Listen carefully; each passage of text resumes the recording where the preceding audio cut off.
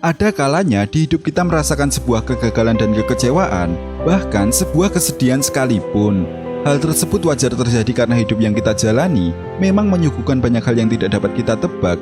Ibarat sebuah kusir dengan dua kuda yang keras kepala, kuda tersebut pasti ingin pergi ke arah yang berbeda. Dan hal inilah yang menimbulkan sebuah pertanyaan besar, apakah sebenarnya Zeng dan Luffy memiliki sebuah tujuan yang berbeda? Pertemuan Zeng dan Gorosei pun menimbulkan sebuah tanda tanya besar, apakah Zeng ini sebenarnya di pihak pemerintah dunia?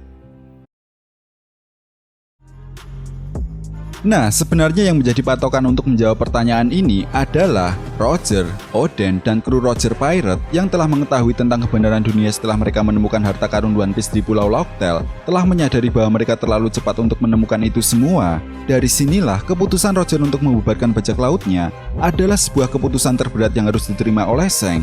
Zeng pun terlihat menangis dan memeluk erat Roger. Zeng mungkin sambil menanyakan sebuah pertanyaan kepada Roger, apakah dia dan krunya suatu saat nanti akan bisa mencapai Pulau Locktail. Nah, mendengar hal tersebut, Roger kemudian menjawab bahwa Raja Bajak Laut berikutnya sudah ditakdirkan merupakan seorang D.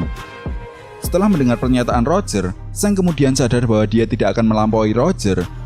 Kita semua tahu bahwa kelompok bajak laut rambut merah ini sangatlah kuat. Namun kenapa? Justru Zeng ini terlihat tidak tertarik untuk menemukan One Piece.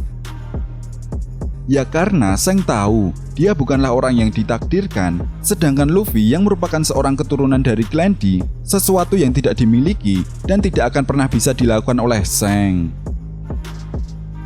Dan hilangnya Rod Poneglyph di Pulau Manusia Ikan bisa menjadi sebuah clue bahwa Zeng adalah orang yang telah memindahkan Rod Poneglyph tersebut ke suatu tempat yang aman. Hal ini karena Zeng tidak mau ada bajak laut lain yang berhasil mengumpulkan 4 Rod Poneglyph selain bajak laut topi jerami.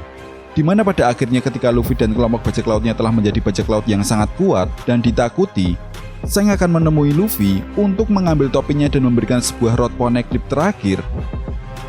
Nah, disinilah peran Akagami no Zeng yang sesungguhnya baru akan dimulai. Zeng akan ikut bersama Luffy dan kelompok bajak lautnya untuk menuju Locktail, yang sebelumnya Zeng ini telah memberikan Virgatnya kepada pihak pemerintah dunia dan juga angkatan laut agar mereka bisa mengikuti untuk menuju Locktail. Pemerintah dunia sadar bahwa mereka tidak akan pernah bisa mengobati bajak laut yang terus bermunculan.